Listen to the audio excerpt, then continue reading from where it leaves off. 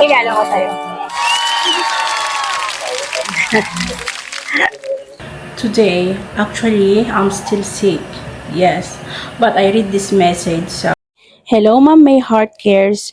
Ma'am, magandang tanghali po, Ma'am. Solid followers po kami since year 2023 pa po. Solid followers mo na kami.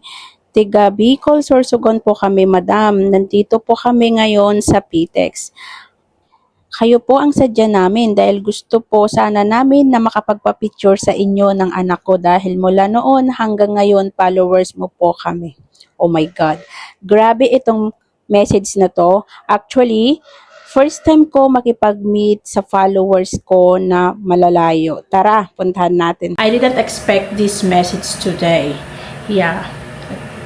Sabi ko nga, masama pa rin yung pakiramdam ko. Yes.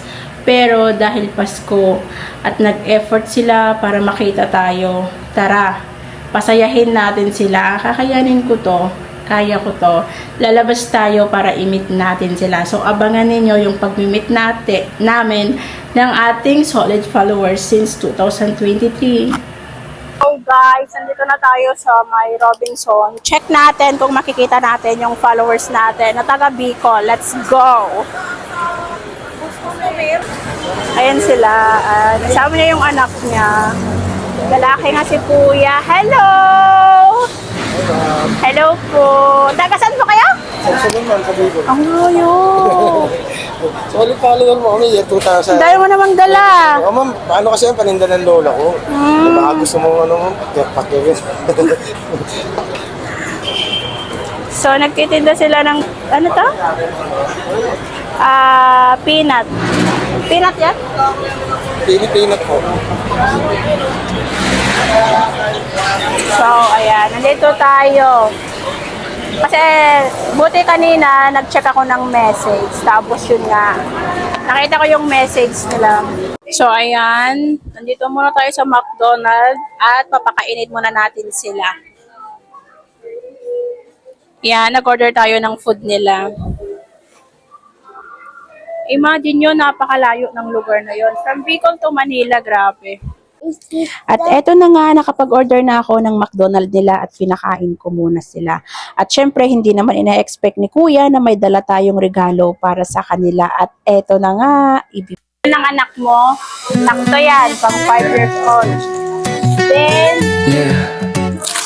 This one's for the kind hearts out there. Huwag humusga. eto naman, Huwag humusga, di mo alam ang kwento. Bawat tao may laban, may pinagdadaanan. Ito di kailangan ng salita na masakit. yan, Mas regalo ko kailangan sa ng yan. puso na Then, marunong pabili kami ng 5 na ano. Minsan tahimik lang pero may dahilan. Di mo alam kung gaano kabigat sa kalooban. Sa halip na manghusga, at syempre, bumili na rin tayo yan ang puso ng may heart caress, diba? Tingin-tingin at sa eto pa, buhay may ng ibibigay iba. pa tayong 2,000 Di mo ba cash para kayang kay umiti na lang Kuya. muna? Di-expect Huwag ko to. humusga, tumulong ka. Puso ang sandata sa mundo ng gulo drama. Sa halip na malait, magbigay ng pag-asa. May heart cares, pag-ibig ang halaga. Huwag humusga, magmahal ka. Tingnan mo ang mundo sa mata ng awa. Ang simpleng tulong, malaking biyaya. May heart cares, pagmamahal ang palaban.